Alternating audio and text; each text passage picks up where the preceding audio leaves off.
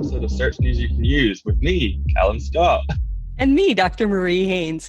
This week, you might not recognize my guest, but I sure do. Callum has been part of my team since mid-2018. And Callum is one of MHC's site auditors and also the director of products and services at MHC. So welcome to this chat, Callum. Yeah, thanks for having me. It's going to be fun. It's been 4 years listening to the podcast, and I think it's about time that I get to be on it, right? It is about time. You know, we've had some fantastic conversations about what Google is doing with their algorithms and with Callum and with the rest of the team. And I realized this week that, you know, I've been interviewing all of these great minds in the industry when a bunch of the great minds are sitting right here with me. Well, not like right beside me, but working remotely with me. And so Callum and I are going to talk today about how MHC services our clients, how we offer SEO to our clients. The goal is not to be a commercial for MHC, but rather to hopefully help those of you who also offer SEO services. If you can see what we do, you know, maybe that'll help your processes develop as well. And then we're going to talk, Google just announced today as we're recording this, they just announced the May core update is live, which it's been 6 months now, right, Callum, since we had a core update? Yeah, it's been a long time coming. I know a lot of SEOs are either going to be waking up happy or sad today, but a lot of people have been working on fixing their sites. Have been waiting for a core update for quite some time. So fingers crossed for everyone out there. Yeah. And like Google says in their documentation, if you've been working on, if you were hit by a core update in the past, you often and pretty much all the time need to see at least one more core update before you can recover. So those of you who have been working on improving EAT and improving your content quality, hopefully this update is rewarding for you. Google announced it on Wednesday, May 25th, and said it's going to take a week or two to roll out, which is pretty normal for core updates.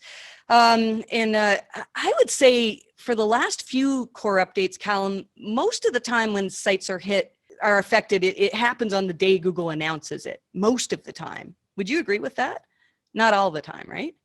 Yeah, not all the time. So we've been seeing a little bit of a shift in that, I guess. I mean, definitely, if we think back to the first major update after I joined MHC would have been August 1st, and I remember I did a presentation at DMSS in Bali, and we had all these screenshots with these big hockey sticks down and hockey sticks up, and that does still happen, right, for a lot of sites. Mm-hmm. That was the Medic update. But more and more, yeah, that was the Medic update, yeah. But more and more, we're seeing either moderate improvements or moderate declines, and I think that really speaks to how Google's getting better at refining how they assess intent and relevancy towards queries, which hopefully means there's not these huge swings for sites. But it can also, we have seen, steady declines or steady improvements or sort of ups and downs over the 2-week period. So it's really getting a lot murkier, I guess, for being able to, assess how much a site's been impacted, which I guess as we're probably going to talk about is why we're getting a lot more granular with what we're looking at when we do our quality assessments and our traffic drop assessments. But yeah, it's a whole different game now than it was 4 years ago, which is the joy of SEO. I remember that day. So August 1st, 2018 was eventually the SEO community called it the Medic update. I think Barry Schwartz gave it that name because it was primarily medical sites that were affected, but really in hindsight, it was YMYL. So not necessarily just medical sites, right? And August 1st, 2018, I was with a client at that time, a long-term client of ours who's still a good client of ours, and giving a presentation to their team. And somebody came in saying, oh, Google's running an update, and their sites were seeing massive improvements, which to them translated into like huge money for them to be ranking better. So it was a really fantastic experience to actually be there with our clients when they were seeing the benefits of a Google update. And then Callum, I guess, is the person who gets to talk to potential clients who are on the opposite end of the spectrum who have just been hit by a Google update. Callum also is usually our first point of contact if you message the MHC team, if you email us or try to get help. And so what would you say, we haven't seen as many sites saying they've had a massive drop off the cliff with Google updates recently, have we? Yeah, I think the days of people being on that update roller coaster, it definitely still happens. Like, I monitor a lot of the forums and kind of keep in the loop with that sort of stuff. And I think there are certain niches or styles of SEO, if we wanted to call it that, where you're still at quite a big risk of an update really, punishing you if you've been, doing some black hat stuff and some, less reputable SEO tactics, shall we say. But on the whole, I think people are starting to really get the message of content quality is very important, EAT is very important. And if you're kind of sticking to those lines, you're not going to see as huge impacts. But with that said, I mean, like, as so many people listening will know, even a 5% drop in traffic to a big money page on your site can really hurt your bottom line. So that's what I'm usually talking to clients about when they call in asking for help. It's almost a therapist role, I guess, when you're on the phone with someone who's been hit pretty hard. But yeah, I definitely think those huge drops are less common these days. I think so, yeah. With that being said, though, we just published this week, actually probably on the day that the podcast episode is going out, an article about a smaller update. I'm assuming it's an update. Google did something on around May 16th to 18th of this year, 2022. And, we, for years, every time there was all of this, there would be chatter about Google doing an update, we'd go digging in and trying to figure out what was it that Google changed. You remember, Callum, when we did, I think it was June 2019. Do you remember which update that was? I'm putting you on the spot. No, I don't remember. That's all right. No, that's okay. So that was the one where we actually did find a lot of the sites that were hit were contrary to scientific consensus. So there was, sometimes with updates, there's a specific thing where we can say, oh yeah, there's a pattern here that sites that were hit had this problem. And we haven't seen that in a long time. We monitor, I talk a lot about the SEMrush sensor and Mozcast, does these tools that monitor the algorithmic turbulence. And lately, it's been up pretty much every week. There's, a couple of days where we're like, maybe Google ran something significant here. Well, May 16th to 18th, there were way more sites than usual that were talking about seeing problems. So I don't know if we should maybe just briefly talk about that. We did kind of analyze it, and what we saw was that a large number of affiliate sites were affected, but I don't think this was an affiliate update. We saw that a lot of sites that had been building, I don't want to say low quality links, but building links in ways that maybe are traditionally accepted as, oh, here's how you do SEO. You create your own links pointing to your site, which is something that, we haven't condoned for many years. A lot of these sites were affected. And so it's kind of hard to figure out exactly what Google's doing, but there are a few other things that we noted as similarities amongst the sites that were affected with this potential update. And at this point, we're still really, really early in our analysis and understanding. So I'm mentioning it just to say that we do have an article on this, and you can find that on our website at mariehaynes.com. And as we get more information, we will update that article. But then just as we were about to publish the article, Google said, oh, by the way, we're releasing a core update this week. And that's very, very exciting, again, because it's been 6 months since we had our last core update. When Google releases a core update, they always refer us to this blog post that I talk about endlessly, what site owners should know about core updates. And this blog post really is kind of the basis of where we started our site reviews. I'm going to share a little bit of history about our site reviews, and then Callum is going to kind of come in and explain how they've evolved and what they are today. Initially, my site reviews, what they were was back in 2012, I was hanging out in the SEO chat forums. And people in April of 2012, so 10 years ago, there was this big change, which we all know now was Penguin, Google's Penguin algorithm. And Penguin happened, and just before that, we had a Panda thing that happened, and site owners were really confused. And so what I started telling people was, just go into your analytics and look at these dates and see, did your traffic, your Google organic traffic traffic change on those dates.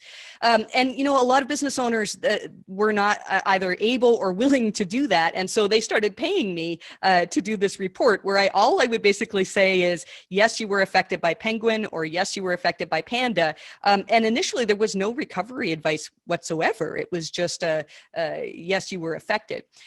And then bit by bit, as Google shared more information, I started to include this in the reports. You know, so if John Mueller, for example, in a help hangout said that, you know, Panda, maybe we should be looking at whether we had thin content on our websites, then that's something that I would start assessing on websites. And so bit by bit, this report that initially was a couple of pages of Google Analytics screenshots is now, how many pages is our standard report, Callum? It's kind of embarrassing, I think. They end up being around 150 to 180 pages long. And at least half of that is manually handwritten stuff from the team.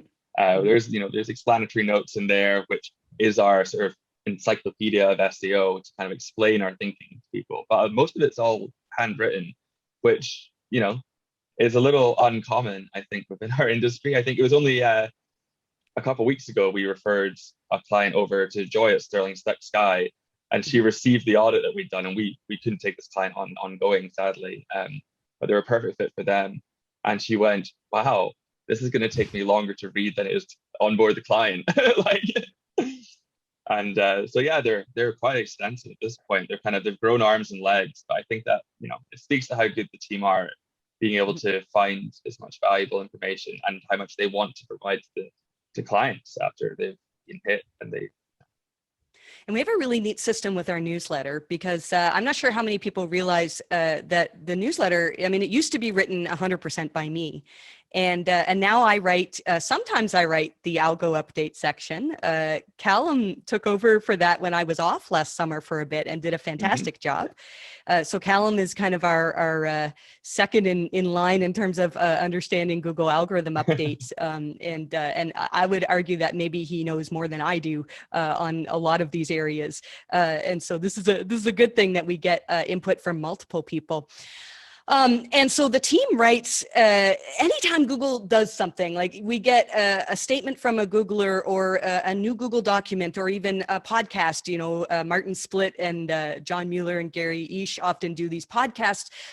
Somebody on our team is assigned to listen or read to that and then see what can we take from it that we could use for our clients. And so we put it in newsletter, and in doing so, that sort of solidifies it in the team member's head, because when something comes up and somebody says, oh, well, I have this issue with a canonical problem or a, you know, hreflang or whatever, one of the team will say, oh yeah, I wrote about that in newsletter. And so it's always there. The knowledge is always there. And so as we have these ideas to improve site quality, that's something that we add to our reports wherever it's helpful. And then the reports, the goal of the report is to not say, all right, here's 150 pages, good luck. We prioritize what is most likely to move the needle, in our opinion. I wanted to talk, so if you know MHC, you know us probably for one of two things. Initially, I was known for understanding Google penalties and link quality and Penguin algorithm and all that stuff. And we still do we have a manual actions department that still does a fair amount of work in that area. But by far, what we're known for now is in understanding this concept of EAT. And so, Callum, why don't you talk about the part of our report that you developed that looks at a site's entities and helps them improve their EAT? Yeah, for sure. Yeah, I think it's been a hot topic in SEO for the last couple of months or so. But we've been trying to figure out how Google could be algorithmically assessing all these things that are in the quality raters guidelines, all these they're almost like a goal that Google's trying to get to. They're trying to assess these things using a machine. And, you know, we're very much of the opinion, as everyone that listens to this podcast knows, that Google is able to do this. And we've seen that time and time again, right? We've seen updates where sites that have they tick the boxes in terms of EAT are rewarded on the whole. And, you know, I think that's quite undeniable. But it's a long rabbit hole to go down to try and figure out how they might be doing this. And I think we kind of almost stumbled upon a couple of years ago, what a lot of people more on the fringe of SEO were writing about with the knowledge graph and entity information. And this kind of was a bit of a light bulb going, oh, well, if Google's going to be in any way sort of evaluating how much expertise a certain site should be considered to have, or how much authority a certain author may have, it would probably make a lot of sense for them to be doing it using this knowledge graph that they have. And it's kind of grown arms and legs from there of how we assess, potentially how Google could be evaluating the authors on someone's site, the entity as a whole of the brand, business, or the brand, yeah, the business, yeah. And then also more recently, we've started looking at sort of on a semantic level how the way that your content is written could also display EAT. Like, have you written with the correct terminology, with the correct entities on the page, in a way that Google will be able to pick up using machine learning that you are an expert, you are an authority, and that your content should be trusted. So it's kind of gone down that rabbit hole, and that's been what I've been working on for the last few months, a little bit more intensively, is providing this sort of more specialized EAT assessment for clients, which has been going really well so far. There's so much that can be said about entities. I've been so fascinated with the idea that Google could actually understand the content that's on pages. I think, and it was Callum who gave me this, or brought to me this idea of lexical search versus semantic search. And I talk about this in my upcoming SMX presentation, which, by the way, is available for free for anybody who wants to watch it. It will launch on June 14th. And SMX Advanced is usually like a very expensive paid conference, but this year it's completely free. So I'm going to be talking about the specifics of entities, EAT, the knowledge graph, and how all of those things sort of go together. And a big part of that talk was this understanding of whether Google is a semantic search engine or a lexical search engine, which was a term that I'll be honest, I had not heard before. So Callum, why don't you explain the difference between those? Yeah, for sure. I think so lexical search is traditional search engines. It's how most of us assume search engines work. Google's looking to match the keywords in your query that someone puts in to a document on the web, on the internet, so a website or a piece of content, and try to match them in a way that's going to make the user happy. But they do this without actually really understanding what you asked in the query and what's actually on the page. They're doing it, it's all coincidences and correlations, and trying to capitalize on being good at predicting the right outcome. What semantic search is, on the other hand, is Google using machine learning and natural language processing and AI systems to truly understand what were you asking when you typed in blue widget, or where can I buy a blue widget, or whatever it is, and then truly understanding what piece of content might match that. And at this point in time, we're in like a really interesting era for search, because we're straddling these two worlds, or at least we believe that, right? They're still using traditional lexical search for a lot of searches on the web, but for some searches, they are, we believe, right, using semantic search. And it's just, there's an in-between bit. And I think we've talked about this quite a lot. It all comes down to resource allocation. It's incredibly expensive to do semantic search across the entire web. So Google's quite selective about when they use it and when they don't.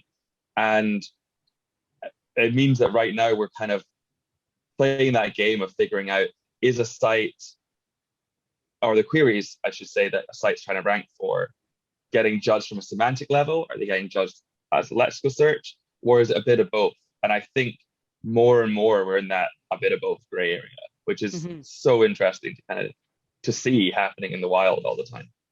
It is. And what I've been mentioning for a while now is this realization that in 2013, when Google announced the Hummingbird engine, and they said, oh, this is like the biggest change in search that we've had. And yet SEOs didn't notice anything. And I found an article from the Wall Street Journal that talked about how Hummingbird gave Google the capability to be a semantic search engine, or to at least incorporate semantic search, but it doesn't actually say that they did it at that time, you know. And so my theory is that semantics means understanding language, and so the more Google understands language, the better they get at this semantic search capability. And look at all of the advancements that they've had. I mean, they've had BERT, Rank Brain. We're going to soon be seeing the power of MUM, which is very, very exciting. And these are all changes in understanding language, which I think pushes Google more towards being semantic. And I think there's two areas where that's important for SEOs to know. So one is this whole idea of EAT. I think a lot of this is, if Google has a knowledge graph that says, all right, here is Marie Haynes, and here are the connections that, she is skilled at SEO, or she is the CEO of MHC. Those are all things that can speak to who I am as, and who MHC, our business is, in ways that that the quality raters guidelines tell us Google wants to measure. So it really explains that EAT is a possibility as well. And then the other thing that really excites me then is this whole idea of understanding language on pages, which I don't know how much we want to go into that discussion, because there's a lot of theory. You know, we can't really back it all up yet. But I really think that the core update questions, so when Google says things like, does this content provide substantially more value than other pages, that can be determined with semantic search. Would you agree with me on that, Callum? I think that's definitely what they're working towards, right?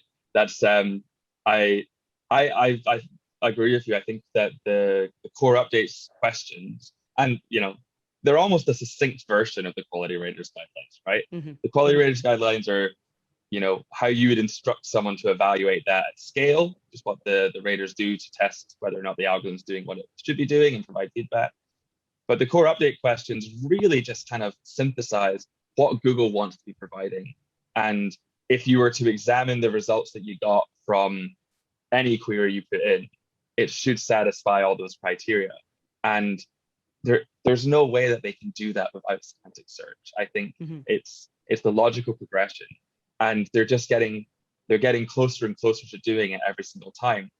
So we, as we do in our site reviews, we kind of take the approach of, well, let's get your site to the point that it answers all these questions for all the queries and query clusters that you're going for.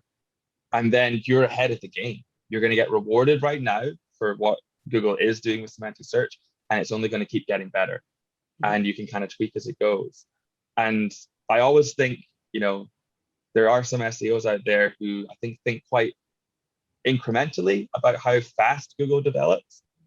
But we also have to remember that there's what people in computer science call Moore's law, which is the faster that a technology is growing, the more exponentially it grows. So we think back, the changes that Google made in 2018 to search. Each year, the changes are getting bigger and bigger and bigger, because the cheaper processing power it gets, the faster they develop, the quicker machine learning comes along. It grows like this, and sort of exponentially. So I think we're going to see some very rapid changes to how much Google uses semantic search in the coming months and the coming years. And this is the time right now that we really want sites across the web to be ahead of the game, and making sure your site answers those questions is the first place to start. I think Google's told us what they want. I find this insane that there's so many SEOs out there who are like, don't listen to Google, blah, blah. You have to take it all with a pinch of salt. You have to look at it and go, they've given us these questions. Amit Signal gave us the 20 Panda questions 7-8 years ago, and people still ignore them. And I haven't seen a single site that we've assessed that's doing well with updates that doesn't answer those questions well. There's a correlation and a causation, right? I'm rambling at this point. No, you're not rambling. You could keep talking. It's great. Those Panda questions, actually, I made a really interesting discovery about those this week. So on the day that this podcast is being released, I'm also doing a live webinar. I think it's at 11 a.m. Eastern on Thursday, so May 26th, for Duda. And it's going to be with John Mueller and Barry Schwartz. And we're talking about Google updates, which the timing is great considering that Google just released a core update. And one of the things that I was doing was going over, we had just lost Bill Slosky, and we should probably mention here, I mean, I'm sure everybody listening knew that Bill passed away this week. And Bill was such an important part of our lives. We learned so much from him. And so I was just, I couldn't focus on this presentation. I was looking at what Bill's site had said about Panda and about Penguin, and I was just kind of reminiscing. And through looking at his articles on patents, I went down this little rabbit trail of learning about Panda. So Panda SEOs, we kind of always say it's about thin and duplicate content, right? I mean, and we kind of argue on the duplicate side. And I often wondered why that is. And it's because when Panda first came out, Danny Sullivan, who was not at Google at the time, he was at Search Engine Land, wrote an article calling Panda the farmer update because it really had a strong impact on content farms, on sites that just had content on every possible subject, and they wrote for what they thought search engines would like, as opposed to like, oh, this is actually really helpful, valuable content. And so a month before Panda launched, this is where I found this link in one of Bill's patents, was Matt Cutts from Google wrote an article, a blog post saying, oh, by the way, we released this update. And the update had no name. It was not Panda. This was a month before Panda. And the goal of that update was to reduce sites that copied other sites' content and had thin content. And so, Google was doing something before Panda. And then when Panda came out, everything that Google gave us on it, it was not about duplicate content. I suppose in one way we could say it was about thin content because it was about content quality. But every article I can find where somebody from Google is discussing this, they're talking about Amit Singhal's questions. And these are the same questions. They call them the 23 questions for Panda, that I think now there are 20 questions on the core update list, but they're essentially the same questions about, did an expert write this content? That's not how it's worded, but and questions that are essentially the quality raters guidelines summed down. So Google has been working on this idea of trying to algorithmically assess content. And that was the other thing. In Google's blog post on Panda, when it first came out, they said in 2 places, okay, here's some questions you should assess. And these questions give you an idea of how we try to algorithmically tackle site quality. So Google came right out and told us like 10 years ago that these questions aren't just nice things that you should try to do because, create great content. They're actually things they're trying to algorithmically assess. That was a little rabbit trail for me to go down there too. No, I mean, I did. I went down a similar rabbit hole when I was doing the part 1 of our Google ranking system post that went live a few weeks ago. And there are so many of these tiny little updates that happen. The thing that I really took away from it was, again, thinking about this lexical versus semantic search kind of bridge between the two. I was reading, I think I sent it to you, a post from Microsoft talking about how they implement semantic search. And it kind of talks about how traditional search focuses on removing or limiting bad results. So they're looking for signals that suggest these links are unnatural, or this has been written to try and game a system. And it's all about weeding that nonsense out of the search results and then kind of providing the ranked list. Semantic search is going the other way, right? It's trying to understand the content and promote stuff that's good.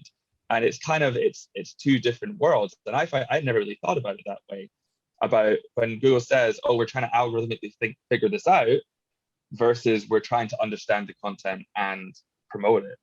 And I hadn't thought about it that way before. And it's Yeah, interesting. the document that Callum's talking about, I'll link to it in the show notes. It's Microsoft is really open about how they use semantic search, but this is for Microsoft Azure, right? Not so it's like a cloud search software, I guess, or solution that companies can use for their own search needs, as opposed to Bing. We don't know if that's how Bing. Yeah, okay.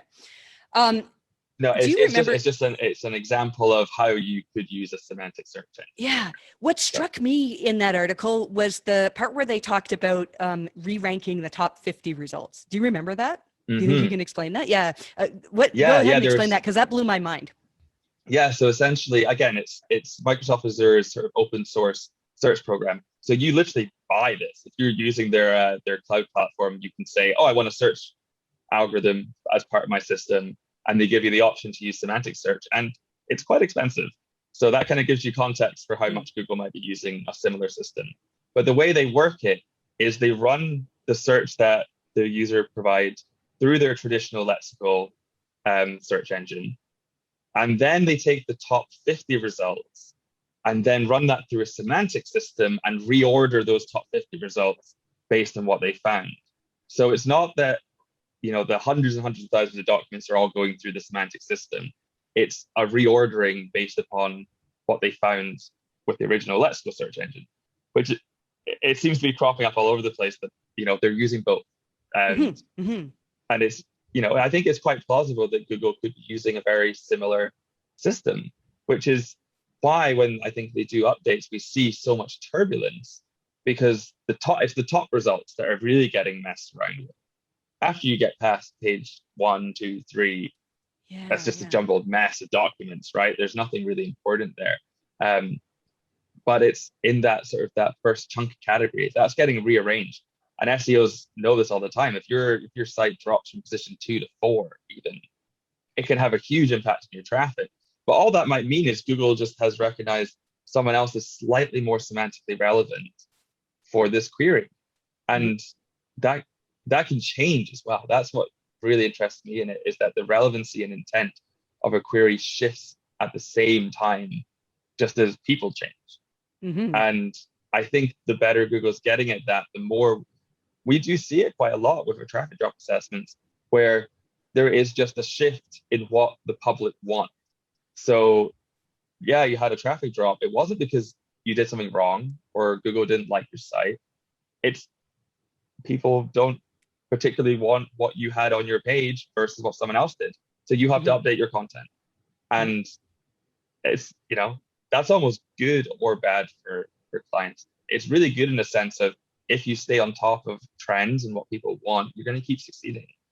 It's bad for people who want to just sort of set it and forget it on their website, because and build people's links tastes to change.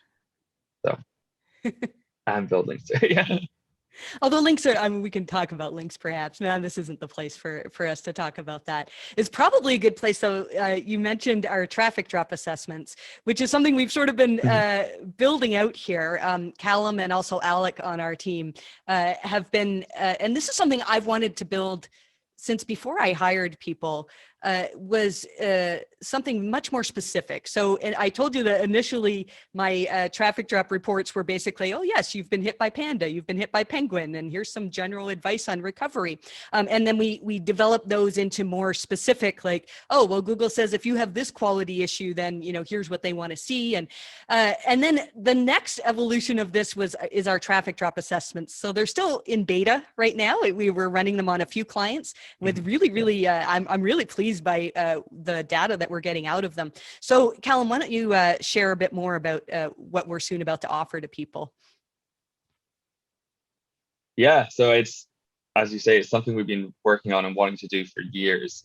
It's a very labor intensive process to get off the ground. What we're doing is we're using a custom data studio setup along with software called Analytics Edge.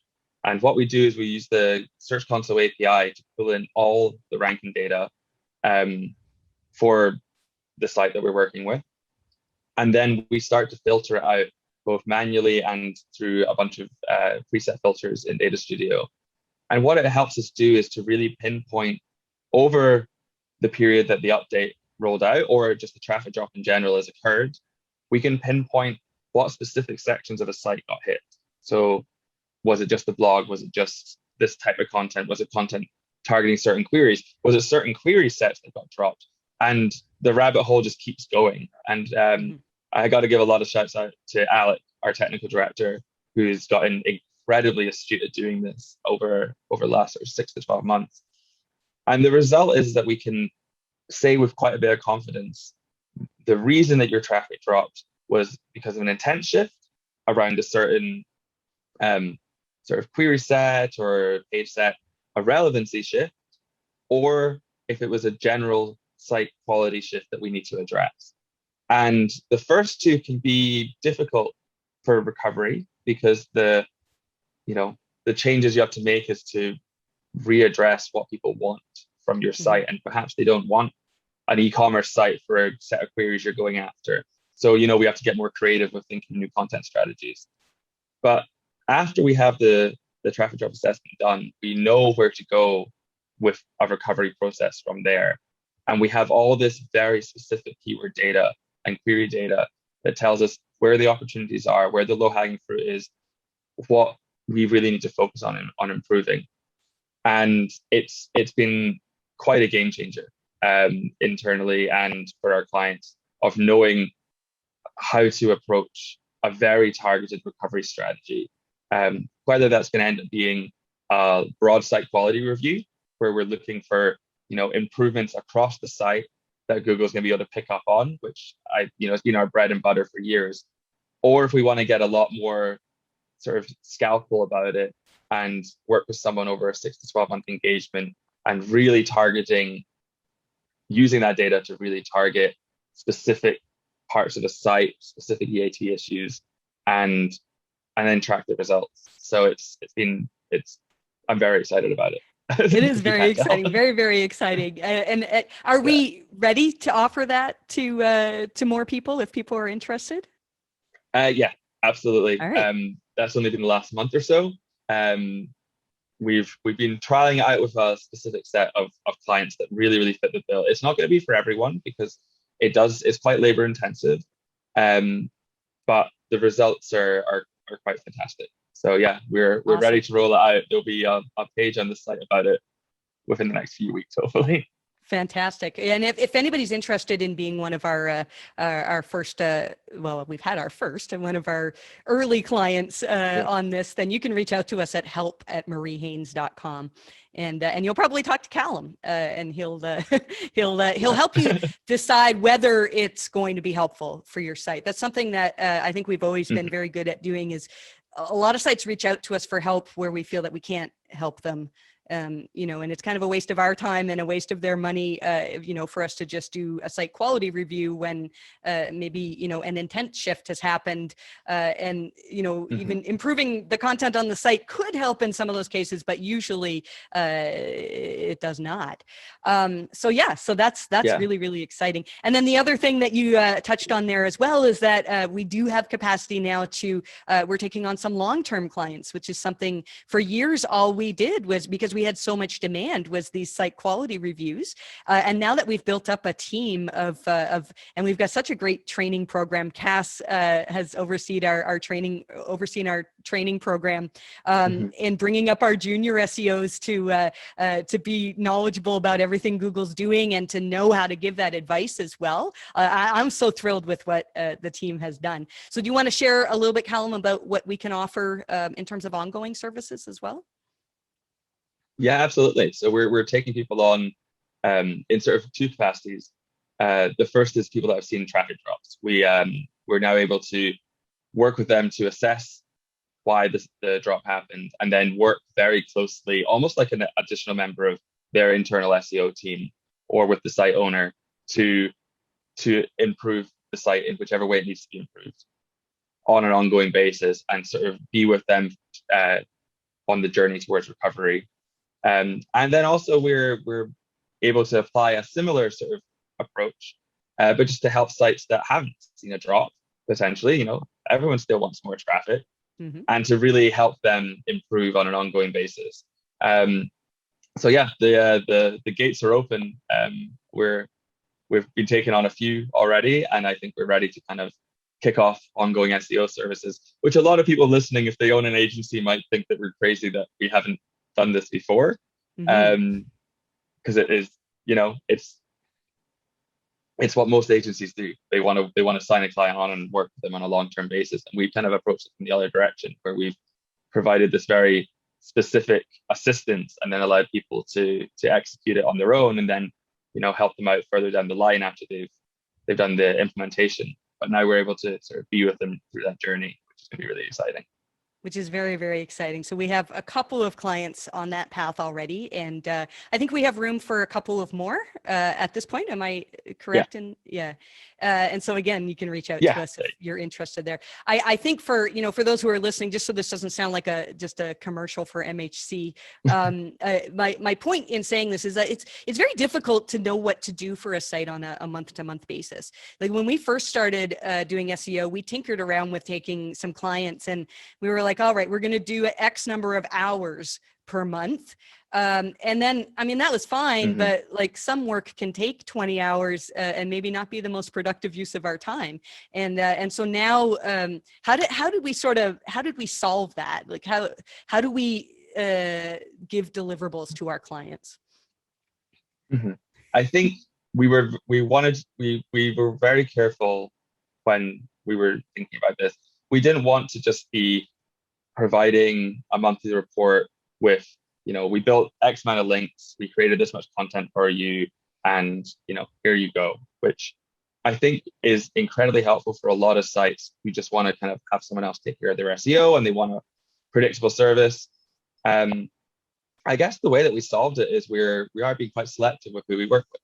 So, and that's not to sound sort of pretentious or anything, but we really want to be working with site owners who know how to do SEO. They are already very well versed in what they're doing, but they just want that little bit of help from a specialist to get, the football over the last 5 yards. And that's kind of what we do. So if you work with us, for instance, you're not going to get a monthly report. You're going to get phone calls with us when we have advice to give, and sort of a drip feeding of, oh, we think you should change this and change this and change this. So it does take a lot of trust between who we work with and our team, that we're here to help provide results, and we do that in the most efficient way possible.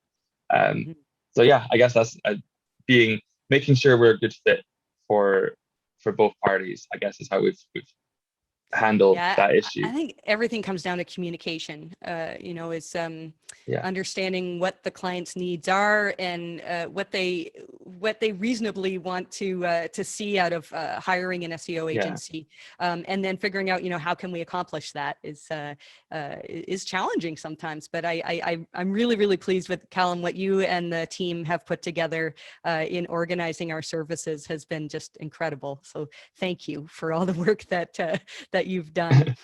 I think we'll probably end it here. Both Callum and I are a little bit out of our regular environment right now. We're in Ottawa in Canada, and we had a horrible storm. They called it a derecho, which is like kind of like a hurricane with mini tornadoes, and so a good chunk of the city is out of power. I couldn't go to my office. That's why I'm here in my basement, and Callum's at a friend's place now. And so we're we've got a core update to figure out. We're gonna be. It's gonna be a really fun week with half the team with no internet, running a digital marketing agency. Really I know. I went through that whole I don't know if you've been through the whole panic of what would happen if we completely lost our internet. It would be hard to function. So I'm not going to go down that road. I'm just going to think about the good things. No. Think about Google ran an update, which is always our favorite thing to figure out. So for those of you who are interested in this type of thing, you can follow me on Twitter, Marie_Haynes. Callum, you're on Twitter too, and you tweet a fair bit. What's your Twitter handle? I am. I'm at Mr. Callum Scott on Twitter. If you follow me, you might help me to get to that golden 1,000 followers before the end of the year, which is my little personal goal. So there we go. That's great. Yeah. I not to brag over you, Callum, I just hit 42K this week, which was really, really, it blows my mind that I get to just goof around and talk about what I think Google's doing, and then people want to hear that on Twitter. So thank you if you're a Twitter follower of mine. And so I'm going to I don't be know. sharing. Elon Musk says it's 5% of bots, right? I think that the people I'm talking with every day are actually people. Who knows? We Search Engine Land asked if I would write something on my experiences with playing around with the OpenAI tool, which I don't think I'm in the place to write an article on it yet, but I do tweet about some of the fun things that I've seen. I think we need to pay attention to AI in terms of content writing and stuff. So we'll probably have more on that coming up. So what else can we say here? I guess that's about it. So thank you so much, Callum, for joining me this week. And for everybody else who's listening, I wish you the best of luck with your rankings.